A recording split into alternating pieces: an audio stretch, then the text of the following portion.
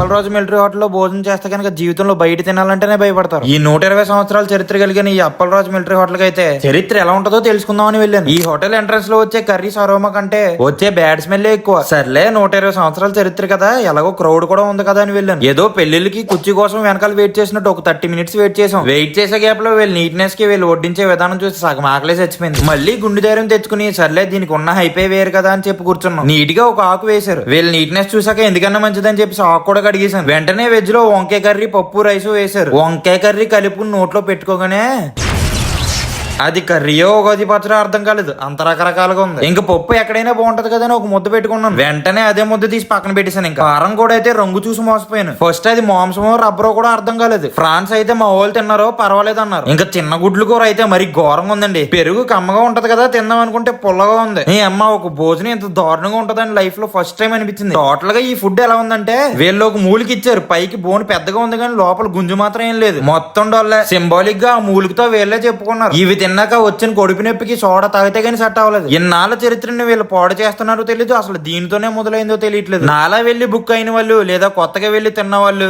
అసలు ఎలా ఉందో చెప్పండి రా బాబు, బుర్రేం పని చేయట్లేదు. నాకే అలా అనిపించిందా, మీకు కూడా అలానే అనిపించిందా? అసలు 120 సంవత్సరాల చరిత్ర కలిగింది.